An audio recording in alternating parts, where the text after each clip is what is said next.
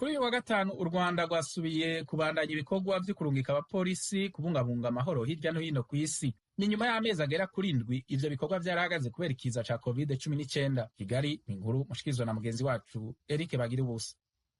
Saa 12 zo mu gitondo cyo kuri uyu wa gatanu ku isaha yo mu Rwanda nibwo indege yatwaye abapolisi b'u Rwanda mu bikorwa byo kubungabunga amahoro mu gihugu cya Sudani y'Epfo yarigurutse. Ni nyuma y'amezi agera muri 7 u Rwanda ruhagaritse igikorwa cyo kohereza abapolisi n'abasirikare mu bikorwa byo kubungabunga amahoro hirya no hino ku isi. Byose ni ingaruka z'icyorezo COVID-19 gikomeje kwibasira inzego hafi ya zose z'ubuzima bw'abatuye isi. Kuri iyi nshuro u Rwanda rwohereje abapolisi 176 basimbuye abandi babaga muri icyo gihugu mu bikorwa by'ubutumwa bwo kubungabunga amahoro. Abo nabo basesekaye ku kibuga mpuzamahanga cy'indege cya Kigali Kanombe ahagana saa 6 z'amanywa. Buri mupolisi uko yasohokaga mu ndege yagombaga guhita akandagira mu ibase ndetse akiyambura amaga ku biganza agakomereza ahabugenewe mu kibuga cy'indege. Kuri uyu munsi u Rwanda rusubukuye kohereza abapolisi mu bikorwa byo kubungabunga amahoro. Jean Bosco Kabera uvugira polisi y'u Rwanda yasabye abapolisi bagiye mu butumwa bw'amahoro kuzirikana amategeko abagenga mu nshingano zo kubungabunga amahoro, banazirikana indangagaciro za kimwuga. Kirabasaba kurangwa n'imyifatire myiza na discipline, kirabasaba kumva neza icyo ubutumwa bw'amahoro bibasaba, cyane cyane amategeko agenga ubutumwa bw'amahoro bwihariye bwo muri Sudani y'Epfo.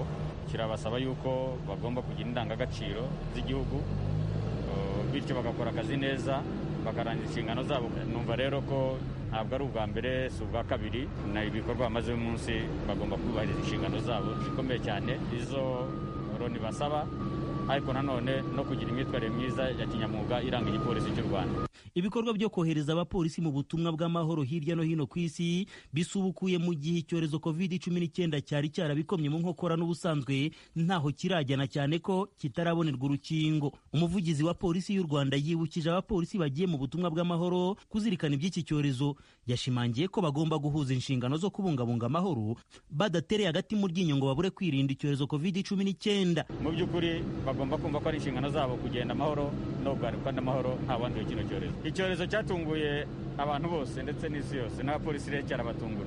Ngira nk'uko mubizi tweze gutakaza umupolisi warwaye COVID yaraturutse muri kiriya gihugu. Birumvikana rero yuko abapolisi bazi yuko icyorezo gihari, bazi amabwiriza asabwa kubera ko babimazemo igihe, bazi ko icyorezo gihari haba hano mu gihugu aho bavuye ndetse n'aho bagiye.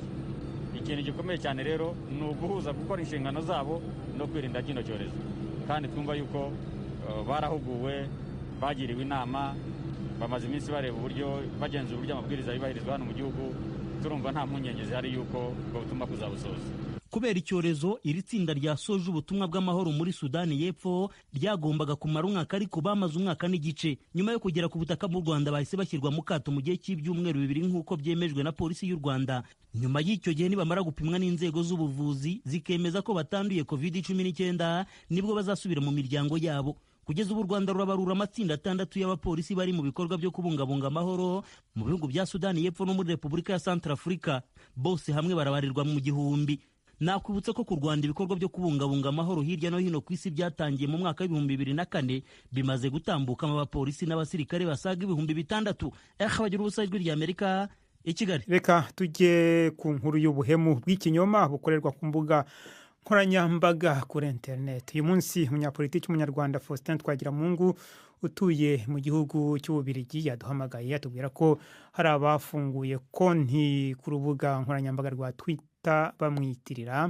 Ngo muri zimwe mu nkuru ziriho harimo ivuga ko yamagana BBC gahuza miryango ko kubera ko ari abahemu bateranya. Twagiramungu yatubwiye ko iyo nkuru hari ikinyoma kirimo gukwizwa n'abantu ataramenya. Navuganye nawe hatangira ansobanurira ukuntu yabimenye. Yewe nabimenye ejo mbibwiwe n'umuntu w'inshuti yanjye uba muri Afurika, arambwira ati ko umenya konti yawe ya Twitter bayihinduye. None ntabwo nize nyihindura, none hanyohereza ukuntu bayihinduye, birantangaza cyane. Bakajya bafatana za Twitter nagiye nandika, bagasa n'abazisubiramo bixquiza, mbese basaba n'imbabazi ngo usitwe twabyanditse ngo twabintu nk'ibyo, bati Twitter yacu ni iyi ngiyi. None muri make ku bantu batwumva batari ku rubuga rwa Twitter, abo bakwitiriye ni ibiki bavugaga? Ni ukuvuga mu by'ukuri ko mfite ibyo nandika kuri Twitter akenshi nkunze kwiyama cyangwa se kugaya ibintu bikorwa na leta y'u Rwanda. Rero iyo bagiye bandika ni nko kumvuguruza, bakiyandikiraho n'ibindi bashaka kunteranya n'amaradiyo, ngira ngo si BBC gusa, wenda n'andi barayabwiye, ntabwo nari nabisoma byose, bavuga ibintu biterekeranye by'ukuri ko ibyo nandika nyandikiye amaradiyo cyangwa se mbivuzeho wenda n'ijwi wenda baryumva, ariko ibyo nandika byo baravuga bati ibyo yandika ntabwo ari twagira musije uba wabyanditse n'abantu n'ibintu nk'ibyo. Ni ukuvuga ko ibitekerezo mfite bashaka kuvuga ko atari ibyo byanjye kandi ari byo byanjye. Ubwo ni ukuvuga ko umurongo wari ufite wo kunenga leta y'u Rwanda bavuga ko wawuretse. Ni ukuvuga ko nahinduye imvugo mu by'ukuri, sinabisoma byose, ariko hari aho ngera nkigaya, hari Twitter nohereje nk'iyi rwose byari byandenzeho, noneho abandi bagasubiza banshimira rwose ko nayotse inzira nziza. Hanyuma umaze kumenya ko hari abantu bakwitiriye kuri Twitter, wabashije kuvugana n'ikigo cya Twitter ngo babwire uko bimeze? Ikigo cya Twitter natekereje ko ngomba kubandikira nkabohereza n'ibyanyanditsweho byose, nkababwira ko ibyo bintu bigomba guhinduka, byaba na ngombwa ngahindura konte, cyangwa se bambwira ko bafunze ibyabo ngabo cyangwa se ko bagiye kubigenzura, kwishima nkumanye konti yanjye. Ariko niba bambwira ko bidashoboka, ni ngombwa ko nyihindura. Hari itandukanyirizo rihari hagati ya konti yanyu y'umwimerere n'iyi ngiyi umuntu abirebesha ijisho? Ubirebesha ijisho utarebye neza ntabwo wabimenya, kuko hariho ifoto yanjye, iyo foto iri kuri Twitter yanjye ni nayo iri kuri Twitter yabo, n'amazina yanjye, iyanjye ni FF, ni ukuvuga fa mu Kinyarwanda, hanyuma nkanika izina ryanjye Twagiramungu. Rero bashyizeho ifoto n'iyo nyuguti ya fa barayikomeza bandika Twagiramungu, ariko bashyiraho umubare 2. Iyo bashyizeho umubare 2 rero ntabwo imashini yo ibiki bibonye ko hari aho bihuriye n'ibyanjye. Iyo iriho 2 rero niyo itari yawe? Iyi ngiyo niyo itari yanjye, iyanjye ni fa Twagiramungu gusa. Faustin Twagiramungu.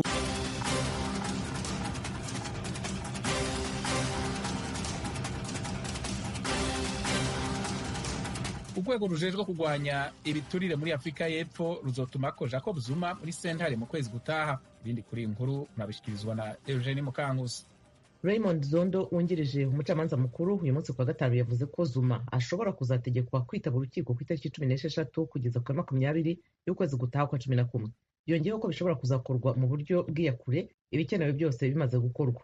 Zondo yagize ati umunyamabanga wa komisiyo yatanze uruhushya kandi yategetse isinywa rya convocation itegeka bwana Jacob Zuma wahoze ari perezida wa Afrika y'Epfo kwitaba urukiko. Iyo komisiyo hashize imyaka 2 ishyiriweho gusuzuma ibirego bya Zuma watumye abavandimwe bazwi ku izina rya Guta bakaba inshuti ze bigabiza umutungo wa leta, bakagira n'uruhare mu guhitamo abaminisitiri mu myaka 9 Zuma yari ku butegetsi. Zuma yakuwe ku buyobozi n'ishyaka rya African National Congress ANC mu kwezi kwa 2 mu mwaka 2018. Perezida Cyril Ramaphosa wamusimbuye akomeje kugerageza kugarura isura nziza ya ANC no kugarura icyizere ku bashoramari. Abo bavandimwe b'umuryango wa Guta bahakanye ibirego, bavuga ko nta kosa bakoze. Bavuye muri Afrika y'Epfo igihe kimwe n'icyo Zuma yakuriwe ku butegetsi. Umufaransakazi akora ibikorwa byo gufasha abakene asobanura ibyo yaciyemo mu myaka yamaze yaranyurujwe mu bugaragwa mu gihugu ca Mali. Eugenie Mukankusi abandanye inkuru. Mu myaka 4 yamaze mu maboko y'abarwanyi b'abajihadiste mu majyaruguru ya Mali, umufaransakazi utanga imfashanyo Sophie Petronin yavuze ko yageze aho yumva agiye gutakaza icyizere. Avuga ko muri icyo gihe cy'imyaka 4 yazengurutse ubutayu, rimwe na rimwe akicara ku butaka ku zuba rimena agahanga akarira. Petronin w'imyaka 75 y'amavuko yayoboraga ikigo cyita ku bakene gifasha abana bafite ibibazo by'imirire mibi hamwe n'imfubyi ubwo yashimutwaga hafi y'umujyi wa Gao wegereye ubutayu mu mwaka wa 2016. Yavuze ko amakuru make cyane yamugeragaho aturutse iwabo yamuhumurizaga, kandi ko yabashije gukura imbaraga zo kwihanganira umusaraba yari yikoreye mu kajwi gato yumvise mu mutwe we kamuvugisha. Ako kajwi kagiraga kati ntugomba kurira cyangwa ngo ugire agahinda, nzagumana nawe. Kandi kugeza uyu munsi iryo jwi ntaho ryagiye. Ibyo Petronin yabibwiye abanyamakuru. Umuhungu we wari ku kibuga cy'indege ejo kuwa 4 yagiye kumwakira, yaramuhagurukije aramuhobera. Petronin yatahutse mu Bufaransa uyu munsi. Yamanutse ku mabaraza y'indege ya gisirikare yamugejeje mu gihugu cye uyu munsi kwa gatanu, ntiyabasha gufata amarira ubwo umuryango we warimo kumuhobera nyuma y'imyaka 4 atababona. Perezida w'Ubufaransa Emmanuel Macron aho yari ahagaze ku mabaraza yasuhuje uwo mubyeyi w'imyaka 75, bavugana amagambo make, noneho yigira ku ruhande mu gihe abo mu muryango we bari bamukozeho uruziga, bamwe barira bamuhobera banaramukanya hagati yabo. Turagushimiye Eugenie. Bitegekanijwe ko Uburusiya bwakira ibiganiro vyerekeye agahengwe mu gihingwano mu ntara ya Nagorno-Karabakh ibandanye. Abategetsi b'ibihugu vya Armenia na Azerbaijan bumvikanye kwitaba ibiganiro bizoba bihagarikiwe n'igihugu c'Uburusiya. Ivyo biganiro bigenewe guhagarika ingwano iriko ibera mu karere ka Nagorno-Karabakh. Iyo nkuru yatangajwe n'ubushikiranganji bujejwe imigenderanire bw'Uburusiya uno musi wa gatanu, mu gihe ugutana mu mitwe kuriko kwiha inkumbi muri iyo ntara yiyongoye kuri Azerbaijan kwabandanije mu ijoro ryashiriye uno musi wa gatanu. Abashikiranganji bajejwe imigenderanire ba Azerbaijan na Armenia bemeye ubutumire bwa perezida w'Uburusiya Vladimir Putin bwo kwitaba mu biganiro vya mbere kuva intambara yadutse ku itariki 27 z'ukwezi kw'icenda. Abashikiranganji bombi bemeje ko bazokwitaba ubwo butumire. Perezida Putin inyuma yuko avuganye ku telefone na perezida wa Azerbaijan Ilham Aliyev n'umushikiranganji wa mbere wa Armenia Nikol Pashinyan, yasabye ko ingwano ihagarara kugira impande zombi zihanahane abapfuye n'abagizwe abanyororo. Inteko z'ivyo bihugu bibiri zarihojeje mu ndwi zibiri zirangiye akamo katewe na Leta Zunze Ubumwe za Amerika, Ubufaransa n'Uburusiya ko guhagarika ingwano bidatevye.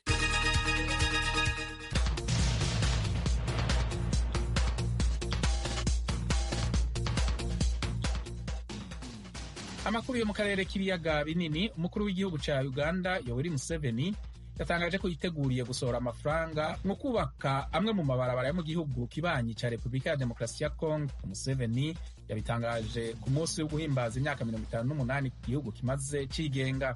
Inkuru y'idonido na mugenzi wacu Ignatius Bahizi muri Uganda. Asobanura iby'igihugu kimaze kugeraho mu iterambere kuva aho Uganda yaboneye ubwigenge kuva mu butegetsi bw'abakoloni b'Abangereza mu mwaka w'1962. Perezida Museveni yavuze ko hakiri byinshi bikibangamiye iterambere ry'igihugu, avuga ko kimwe muri byo ari ubucuruzi buke n'amahanga. Kimwe mu bituma ubucuruzi buba buke, Museveni avuga ko ari imihanda mibi mu karere, akaba ariyo mpamvu ubutegetsi bwe bwemeranyije n'ubwa Perezida Felix Tshisekedi wa Repubulika ya Demokarasi ya Kongo gufatanya mu kugabanya ibyo bibazo bibangamiye ubucuruzi hagati y'ibihugu byombi. The fourth challenge is poor infrastructure connecting to our region. Ati imbogamizi ya kane ku iterambere ry'igihugu yabaye imihanda mibi iduhuza n'abo dukorana nabo ubucuruzi mu karere nko muri Repubulika ya Demokarasi ya Kongo hamwe na Sudani y'Epfo. Ariko tumaze kwemeranya n'ibyo bihugu ko tugiye gufatanyiriza hamwe guteza imbere iyo mishinga, cyane cyane imihanda n'amashanyarazi. Yego, natwe dufite imihanda mibi mu gihugu, ariko nanone hari n'imihanda myiza cyane myinshi twubatse. Kugira ngo tuzubake niyo tutarubaka, dukeneye ubucuruzi n'ibyo bihugu kugira ngo tuzabone amafaranga yo kuyubaka. Ntabwo tugiye kubaka iyi mihanda kugira ngo idufashe kuja kuvuga ubutumwa bw'Imana, ni imihanda yo kudufasha mu bucuruzi. We are not going there to just preach the gospel. The road we are taking to Congo and to make business. Nubwo Uganda isangiye umupaka muremure cyane na Kongo kandi n'imihanda ihuza ibihugu byombi akaba ari myinshi, Museveni yavuze ku mihanda minini bagiye kwibandaho kwikubitiro. The road from Bunagana to Goma. We need that road very badly. The people of that area need it in Congo, but we also... nk'umuhanda uva Bunagana kugera Goma turawukeneye cyane. Abanyekongo nabo barawushaka, ariko natwe turawukeneye. Ubu turimo kubona imiliyoni 500 z'amadolari mu bucuruzi na Kongo zonyine buri mwaka. Iyo mihanda turayikeneye kugira ngo ubucuruzi bwiyongere. Twagiranye amasezerano yo kubaka iyo mihanda nayo kuzabagurisha amashanyarazi. But also take power there, sell power there. Uganda iteganya gushora miliyoni zisaga 300 z'amadolari y'amanyamerika muri ibyo bikorwa nk'uko byemezwa na Minisiteri ishinzwe imihanda n'amateme mu gihugu. Iyo mihanda igiye kuzubakwa harimo wo kuva ku mupaka Bunagana kugera Irucuro no mu mujyi wa Goma, wo kuva ku mupaka wa Mpondwe ukagera mu mujyi wa Beni, hamwe no kuva ku mupaka wa Gori kugera Ibunia. Perezida Museveni kandi yanavuze ko urwego igihugu kigezeho mu kubaka inganda zikora ibintu bitandukanye runejeje cyane, ku buryo mu bihe bitari bya kure Uganda izaba itakigura ibintu byinshi kuva mu mahanga. yanijeje ko vuba uruganda rukora imodoka z'ubwoko butandukanye ruzatangira gukora imodoka mu bwinshi, cyane cyane imodoka z'ubwoko bwa bisi zitwara abagenzi. Uruganda rwa Kira Motors Corporation rumaze gukora imodoka zikigeragezwa ruvuga ko ibikorwa byo kubaka uruganda bigeze ku bice 60%. What I want to hear of is bus fabrications here. There will be no assembling. Ati icyo nshaka kumva ni gukorera bisi hano, ntabwo tuzateranya izakorewe hanze, nta no kuzongera kuzigura hanze. Ubu dufite ububasha bwo kuzikorera hano kimwe n'ubundi bwoko bw'imodoka. Kira Motors Corporation imaze gukora bisi zikoresha amashanyarazi kandi uruganda rwabo ruracyubakwa, rutegerejwe kuzarangira mu kwezi kwa gatandatu k'umwaka utaha. Assembly plant in Jinja. This is expected to be completed by June 2021. Ibirori byo kwizihiza uyu munsi w'ubwigenge ntabwo byabaye nk'uko byari bisanzwe biba kubera icyorezo cya COVID-19. Hari hatumiwe abantu bakeya cyane barimo abayobozi ba leta, kandi imihango akaba yabereye mu ngoro y'umukuru w'igihugu. Ignatius Bahizi, Ijwi ry'Amerika, Uganda. Urakoze Ignatius. Perezida wa Repubulika ya Demokarasi ya Kongo Felix Tshisekedi yavuze ko agiye kwimukira mu buseruko bw'igihugu, akazohava ari uko ikibazo cy'umutekano muke kimaze gutorerwa inyishu. Yabitangarije mu kiganiro n'abamenyeshamakuru cyabereye mu gisagara cya Goma ku munsi wa kane. Claude Ganza Munyamagana afise ibindi kuri iyi nkuru. Mu kiganiro n'abanyamakuru cyabaye kuri uyu wa kane mu mujyi wa Goma, Perezida Felix Tshisekedi yavuze ko mu byamuzanye harimo kumenya byimbitse imiterere y'ibibazo by'umutekano muke mu burasirazuba bw'igihugu. Yavuze ko yaganiriye n'abashinzwe iperereza ndetse n'abaguverineri bari mu ntara ya Kivu y'Amajyaruguru, uw'Amajyepfo n'uw'intara ya Maniema. Yavuze ko amaze kubona amakuru ahagije ku buryo ingamba zafatira ikibazo cy'umutekano muke zizaba zihamye. Vraiment ressasser tous les coins, tous les problèmes de la région et je suis à même. Nabonye amakuru ahagije ku bibazo byose byo muri iki gice cy'igihugu kandi namenye byinshi nari ntarasobanukirwa. Umwe mu myanzuro nafashe ni uko mu minsi mike iri imbere nzimukira hano nkature kugeza ibibazo byose bibangamiye umutekano n'iterambere ry'intara ya Kivu y'Amajyaruguru bikemutse.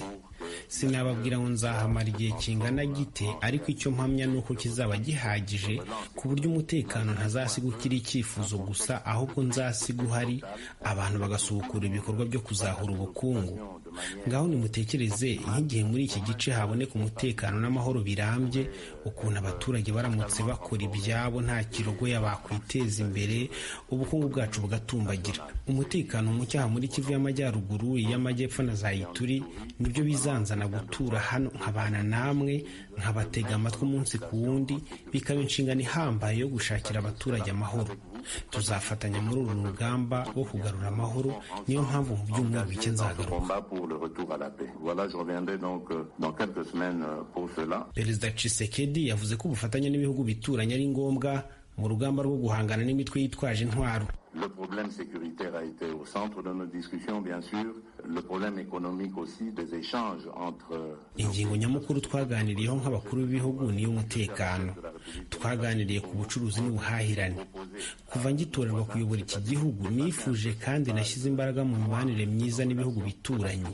Nifuza ko twibagirwa urupapuro rwirabura rw'amateka yahashize, tukubaka ahazaza dufatanyije nk'ibihugu bituranye kandi bizahora bituranye, tukareka iby'umwiryane, gutezanya imvururu n'inzangano, kuko nta gihugu giteze kwimuka ngo gihunge ikindi. Niyo mpamvu dukwiye gusenyera umugozi umwe nk'ibihugu bivandimwe, inzangano zikimukira ubucuti.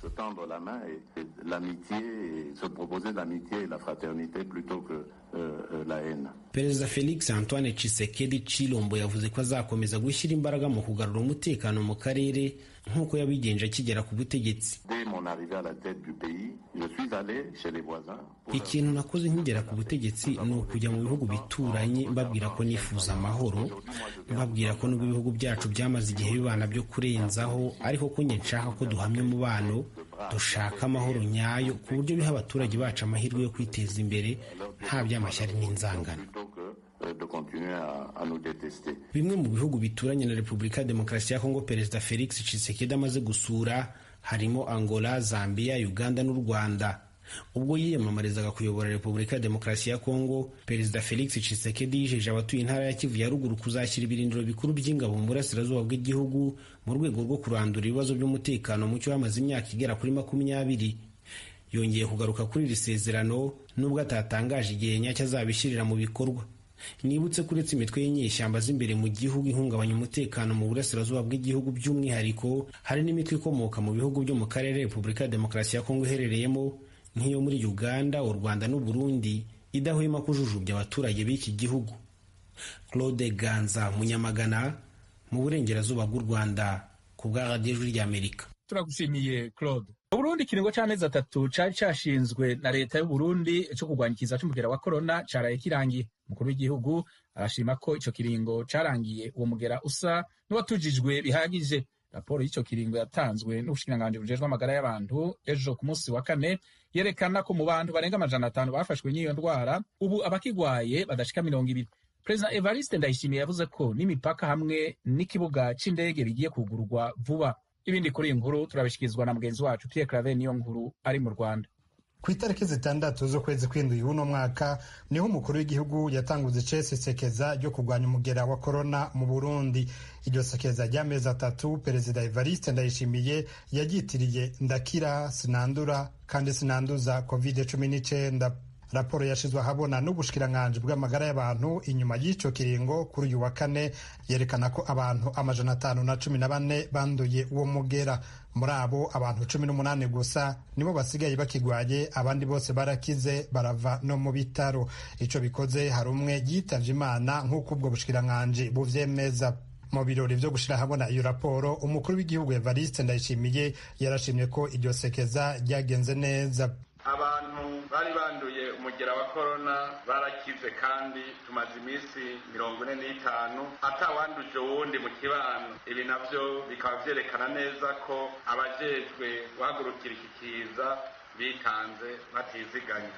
Naho urugamba rwadutwaye amahera menshi, uburyo no kwitanga bitagira urugero, birakwiye kandi ko turubandanya n'ishaka ryinshi, kuko dutegerezwa gushikaho tubona ko abarundi bose bakingiwe kandi ko baja ku mirimo yabo iminsi yose atabwoba bafise. Dutegerezwa gukora ibishoboka vyose ngo ubutunzi bw'igihugu ntibusinzikare kuko bwoba ari ugusongera isibe. Nico gituma mu gukinga dukingira cane cane ibikorwa vy'iterambere mu mpande zose z'igihugu atahasigaye. N'abanyagihugu baganiriye n'Ijwi ry'Amerika barashima ingingo zafashwe zo kwirinda ico kiza ca COVID-19. Hari amabagaje, hari amasabuni, yaba taxi canke bisi, tururutsa abantu bose bakabanza bagakaraba bagaca basubira mu modoka, imodoka ikabona kwinjira. Mu ngingo zari zafashwe harimwo kugara imipaka n'ikibuga c'indege ca Bujumbura. Ubu umukuru w'igihugu yemeza ko mu minsi mike uruja n'uruza ruzoba rwasubiye kuba ukuri kwamye, imipaka n'ikibuga c'indege vyuguruwe. Turazi ko hariho abifuza kujabuka hanze y'igihugu, harimwo abakora urudandaza canke abanyeshure bashaka kuja kubandaniriza ivyigwa hanze. Hariho kandi n'abarundi buganiwe mu mahanga bifuza gutaha iwabo canke abanyamahanga bifuza kuza gukorera imigambi y'iterambere ngaha mu Burundi. Abo nabo nyene nta kindi barindiriye atari ukumva bakuyeho ingingo zibuza indege zitwara abantu kuza Bujumbura kugira ngo bace biyizira. Ni muri iyo ntumbero twafashe ingingo yo gutunganya ibishoboka byose ngo duhangane n'ikiza ku mbibe z'igihugu mu gushiraho mu maguru masha ibikoresho bigenewe gukinga, gupima umugera wa coronavirus canke gutabara abaje banduye uwo mugera bataranduza abandi.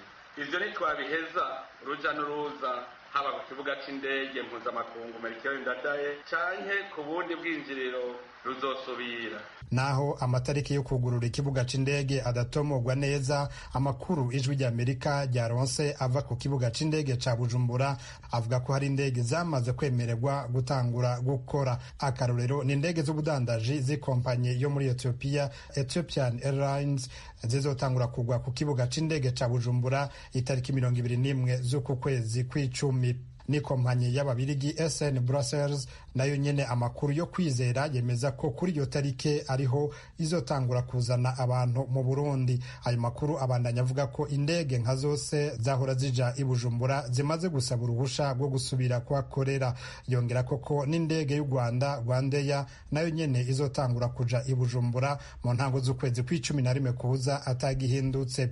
Ico bikoze kuzo bagiye mu Burundi, ingingo ruhasha zarategekanijwe kugira ngo ntiyinjirane ikiza c'umugera wa corona. Tubaye turamenyesha ko ingenzi zose zinjira mu Burundi zizotegerezwa kwerekana ko zipimishije coronavirus mu masaha 72 y'imbere yo gufata indege. Zishitse ku kibuga c'indege mpuzamakungu Melchior Ndadaye, ingenzi zose zizotegerezwa kwipimisha kandi zemere gushirwa ukwa zonyene ataguhigimanga mu kiringo c'amasaha 72 mu bibanza vyateguriwe ico gikorwa. Muri ico kiringo c'amezi 3 isekeza ryamaze, ubushikiranganji bw'amagara y'abantu bwapimye abantu barenga 42,000. Uburyo bwakoreshejwe burenga gato imiliyaridi 10 z'amarundi nk'uko ubwo bushikiranganji buvyemeza. Pierre Claver Niyonkuru, Kigali, kubw'Ijwi ry'Amerika.